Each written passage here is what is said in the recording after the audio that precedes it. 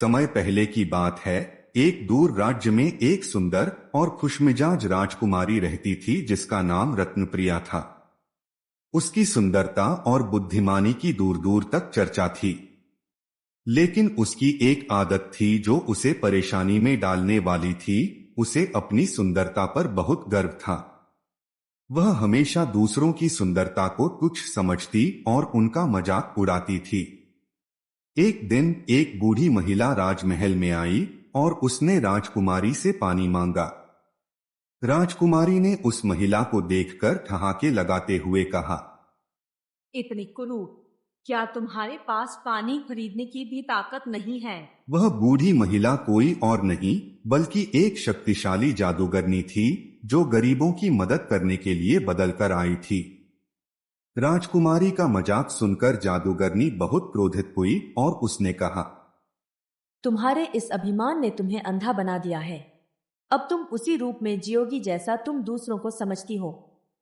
इतना कहते ही जादूगरनी ने राजकुमारी को श्राप दे दिया। राजकुमारी की सुंदरता एक पल में गायब हो गई और वह एक बदसूरत कुरूप स्त्री बन गई। उसका चेहरा बेजान हो गया, उसकी आंखें धुंधली हो गई और उसके बाल बेतरतीब हो गए। अब वह खुद को पहचान भी नहीं पा रही थी। राजकुमारी ने रोते हुए जादूगरनी से माफी मांगी और कहा, मुझे माफ कर दीजिए, मैं अपनी गलती मानती हूँ। मैंने अभिमान में आकर आपकी अवहेलना की। जादूगरनी ने कहा, इस श्राप से छुटकारा पाना आसान नहीं होगा, लेकिन एक तरीका है। जब तक तुम अपने हृदय में दूसरों के लिए सच्चा प्रेम और सम्मान नहीं लाओगी और अपने कार्यों से यह सिद्ध नहीं करोगी, तब तक तुम्हारी सुंदरता वापस नहीं आएगी। राजकुमारी ने ठान लिया कि वह अपने अभिमान को छोड़कर लोगों की मदद करेगी और सच्चे दिल से सबका सम्मान करेगी। अगले दिन से ही उसने राजमहल छोड़ दिया और गांव में रहने लगी। वह गरीबों की सेवा करने लगी, बीमारों की देखभाल की और जरूरतमंदों की मदद की।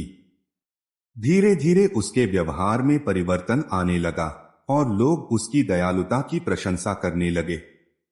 कई महीनों के बाद जब उसने पूरी तरह से अपने अभिमान को त्याग दिया और सभी से प्रेम और करुणा से पेश आने लगी, तो जादूगरनी फिर से उसके सामने प्रकट हुई। उसने कहा, तुमने सच्चे हृदय से अपनी गलती सुधारी है। अब मैं तुम्हें तुम्हारी सुंदरता वापस देती हूँ। राजकुमारी की सुंदरता फिर से लौट आई, लेकिन अब वह न केवल बाहर से सुंदर थी बल्कि अंदर से भी एक दयालु और विनम्र व्यक्ति बन गई थी। शिक्षा: इस कहानी से हमें यह सीख मिलती है कि बाहरी सुंदरता का कोई मूल्य नहीं होता यदि हमारे दिल में अभिमान और दूसरों के प्रति अनादर हो। असली सुंदरता सच्चे दिल और विनम्रता में होती है। Please like, share and subscribe our channel to learn more.